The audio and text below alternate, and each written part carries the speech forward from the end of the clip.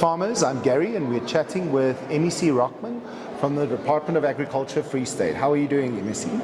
Under the circumstances, quite well still, thank you. That's great to hear.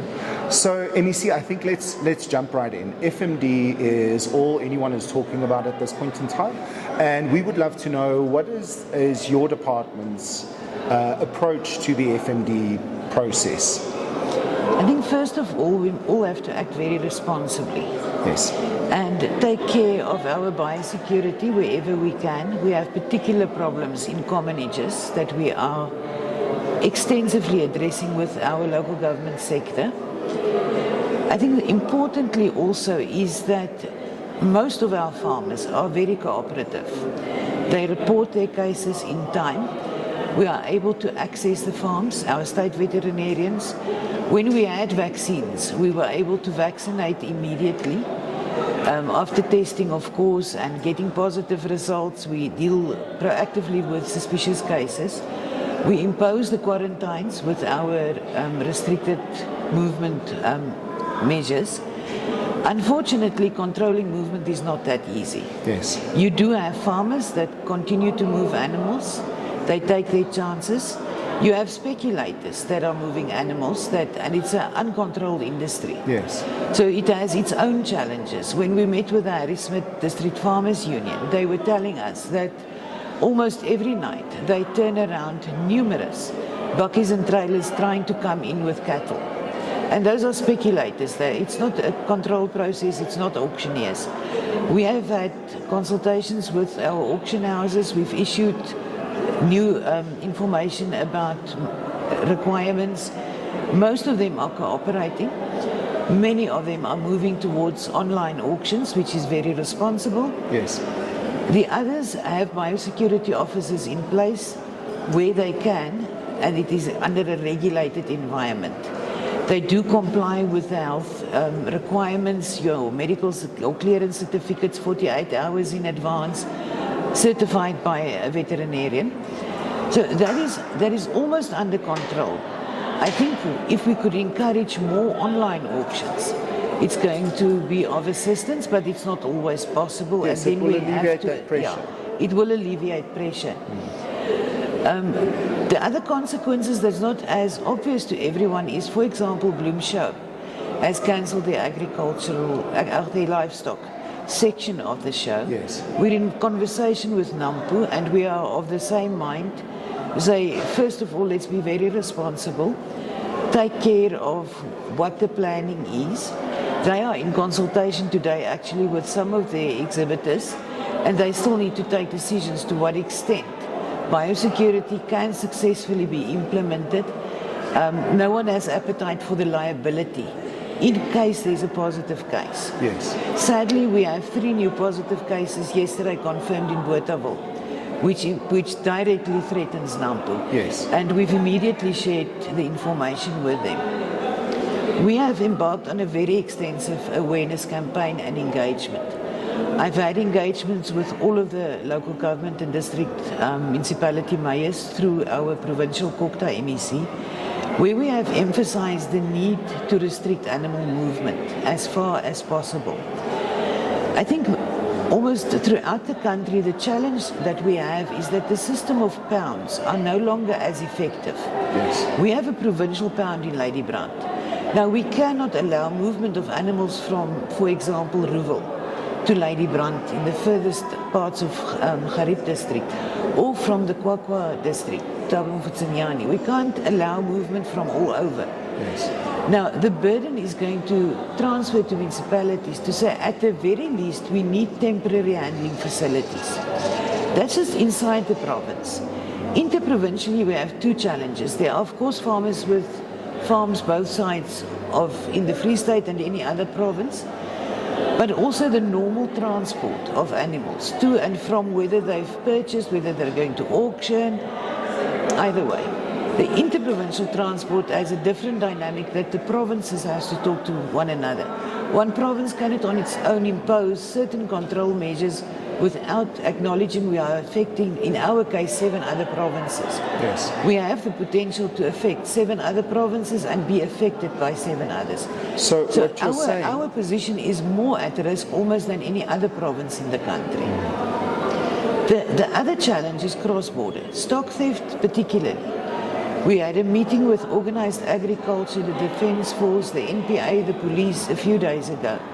And Defence Force raised it very sharply to say, when we stop movement of these animals to and from Lesotho, because no one told the cows that they cannot cross the border any other way, they are crossing the border. What do we do with them? Because they don't have handling facilities. So we are not just dealing with high-level strategy and formulating plans, we simultaneously have to do with the very real impact that our farmers are facing.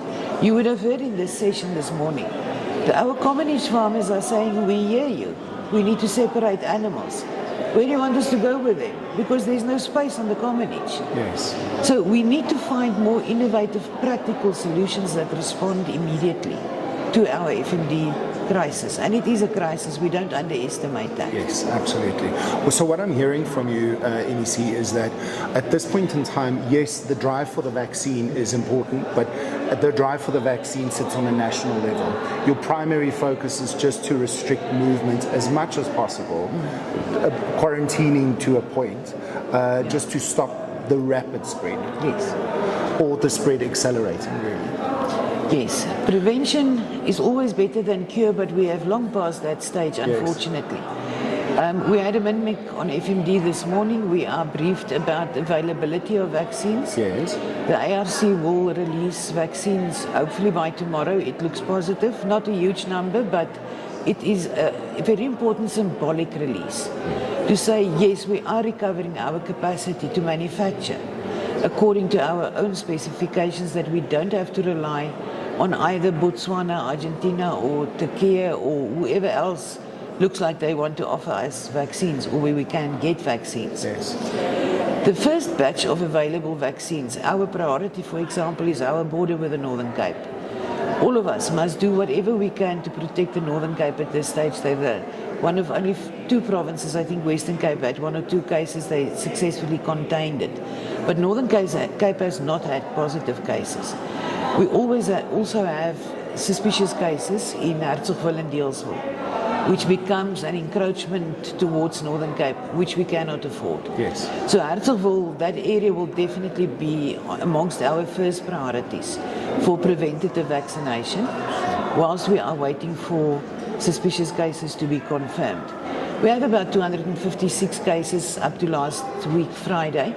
We are the only province at this stage that releases weekly a media statement with our confirmed cases, where the outbreaks are, where the risk areas are, confirming our control measures, what is supposed to happen. I think we are also the first province who are prosecuting a farmer who denied our state veterinarians access to the farm. He was in court on the 4th of February, the case has been postponed. But unfortunately, it has reached that stage. No one is going to prevent our state veterinarians from access to test or to monitor or do surveillance. Yes. And it is really extreme rare cases that we do find that there are farmers that behave like that. Even Organised Agriculture, both AFASA, Free State Agriculture, they actively encourage their farmers to cooperate. And I must say, from District Farmers Association, local farmers associations, we do get solid cooperation. We have a very constructive relationship with our Organised Agriculture. We don't always agree on everything, and we can challenge each other very constructively, but in general the relationship is very constructive. We are working towards one goal. We all want the Free State and the Republic to become FMD free, Yes. so that we restore our trade position and the farmers have comfort to grow their industries. That is what they want. And ultimately, we cannot afford to have all of these risks towards food security. Yes. So across province, across politics, across anything, food security is Above all. above all Yes. else. So, MEC, thank you so much for your time. One last question. Do you have a message to our farmers out there? I think everyone lives in faith and hope, but real action is equally important. Yes. We are getting closer to the availability of vaccines. I think mid-February to end February, our rollout plan will work in line with what National is saying. Our high-risk areas, which is Fezile-Dabi and Thaba-Mfutsinyane, Gariep is a lower-risk area, but we also need to look at creating our prevention zones and our compartmentalization of safer areas. Yes. So it will be a balance. But it does not help not to report and think you will report once vaccines becomes available. It's first come, first serve. That is unfortunately the reality.